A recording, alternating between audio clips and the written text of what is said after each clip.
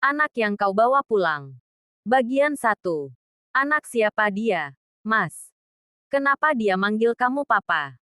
Tanyaku terkejut saat melihat gadis kecil yang dibawa pulang oleh Mas Akmal ke rumah dinas kami. Tiba-tiba muncul dan memanggil suamiku dengan sebutan papa. Istri mana yang tak curiga jika dihadapkan dengan masalah sepertiku? Kenapa kamu diam? Jelaskan. Mas. Siapa dia? Aku nyaris putus asa menunggu jawaban dari suamiku. Kuhampiri dia dan kukoyak tubuhnya agar dia mau menjelaskan. Sementara, gadis kecil yang kutaksir berusia 9 tahun itu nampak ketakutan dan langsung bersembunyi di belakang Mas Akmal. Namun aku tak peduli. Rasa simpatiku entah menghilang kemana. Yang ada hanya rasa kecewa, marah dan takut akan kenyataan yang ada di depan mata. Aku bisa jelasin, Dek. Kamu tenang dulu. Ya. Ujar Mas Akmal berusaha membujukku.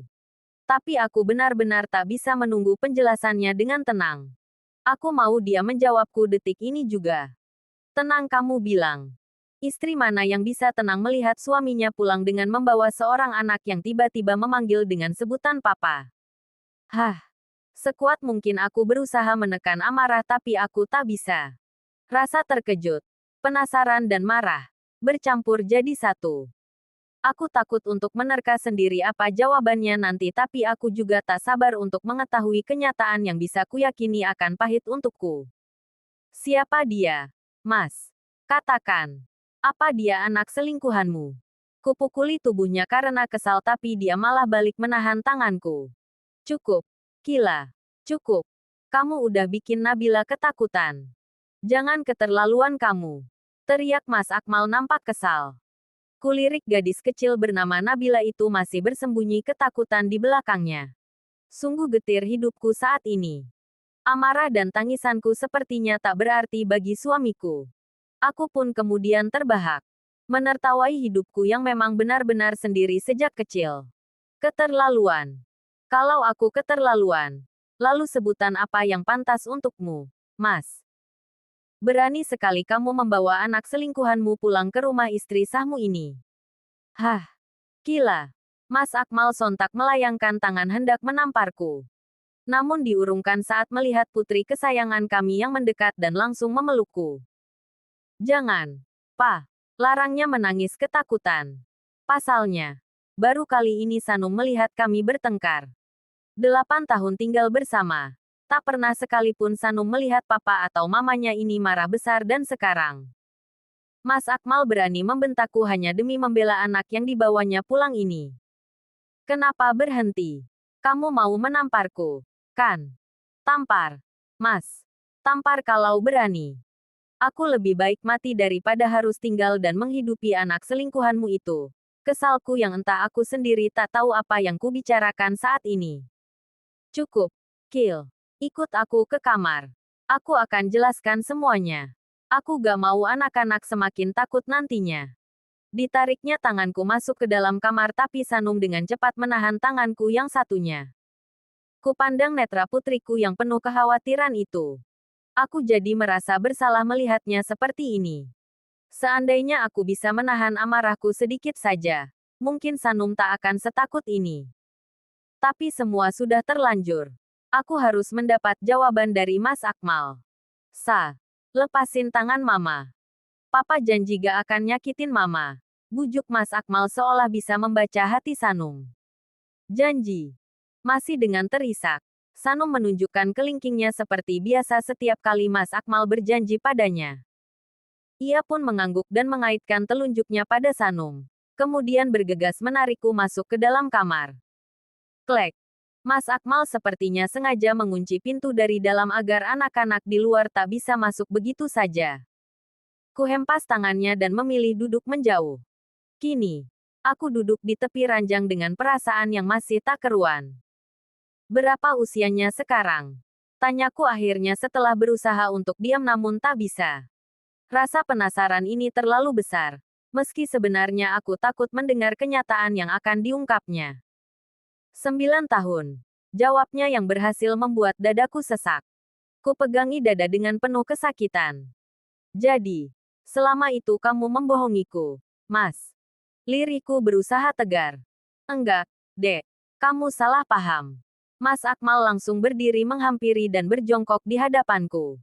Dia itu anak temanku. Temanku lagi sakit keras. Dia terpaksa menitipkan anaknya itu ke aku selama masa pengobatan karena dia tak punya keluarga sama sekali. Dia yatim piatu.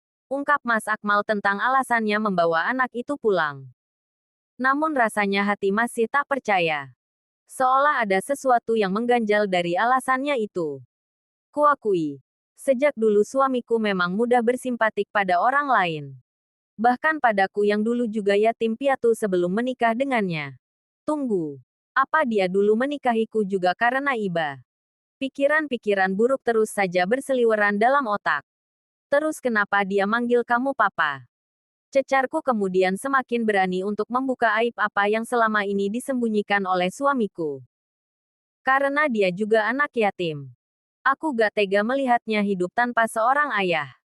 Itulah sebabnya aku menyuruhnya untuk memanggilku papa. Jelasnya yang membuatku mulai mengerti dan mencoba menerka identitas gadis kecil itu.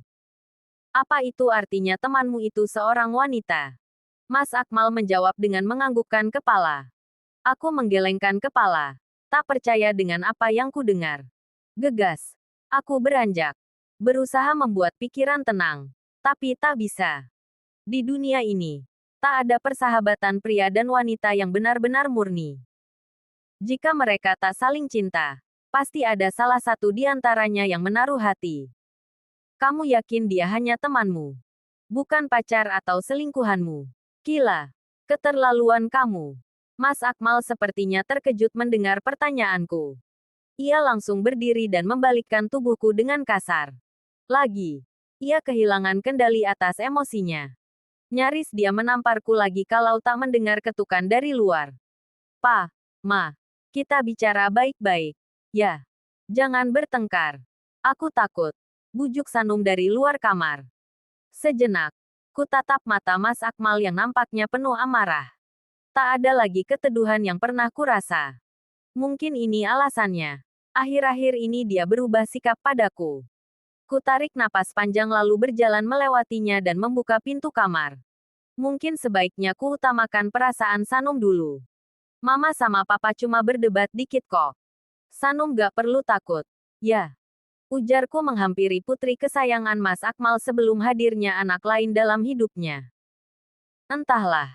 Kenapa aku yakin kasih sayang Mas Akmal tak hanya berubah padaku, tapi juga pada Sanum nantinya. Oh, ya. Kamu belum makan siang kan? Sayang. Mama siapin. Ya. Sanum mengangguk cepat. Tapi baru saja aku hendak berdiri. Tiba-tiba Mas Akmal menghampiri dan merangkul pundakku. Maaf ya. Mama sama papa tadi cuma beda pendapat aja kok. Ayo kita makan bareng. Ajaknya yang disambut ceria oleh Sanum. Sementara aku hanya berusaha menahan sakit dan kecewa dalam diri. Aku pun berjalan menuju dapur.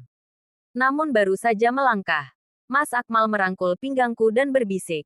Tolong kesampingkan dulu amarahmu. Ini semua gak seburuk yang kamu pikirkan, Dek. Aku hanya ingin menolong atas dasar kemanusiaan aja. Kamu ngerti, kan? Apa dia sedang memintaku mengalah atas dasar kemanusiaan juga? Sekarang anak ini yang dibawanya pulang. Bisa jadi. Besok ibunya juga yang dibawa ke sini atas dasar kemanusiaan. Namun aku tak bisa mengutarakan rasa kecewaku. Semua ini demi Sanum. Ku tepis tangan Mas Akmal dan berlalu menuju dapur untuk menyiapkan makanan. Aku ingin berpikir tenang dulu saat ini. Di sela-sela menyajikan hidangan di meja makan, aku tak sengaja melihat Mas Akmal memperkenalkan Nabila kepada Sanum. Gimana? Kamu senang kan punya teman di rumah? Tanya Mas Akmal yang duduk di antara Nabila dan Sanum. Senang, Pa. Senang banget malah. Selama ini kan aku pengen banget punya saudara. Jadi anak tunggal itu gak enak banget. Celetuknya polos. Seandainya dia tahu penyebab papa dan mamanya ini bertengkar, aku yakin Sanum akan menolak kehadiran Nabila. Tapi aku tak bisa melukai kebahagiaan anakku. Walau sesakit apapun luka yang kurasa saat ini. Kak Nabila tinggal di sini terus, kan? Bersambung.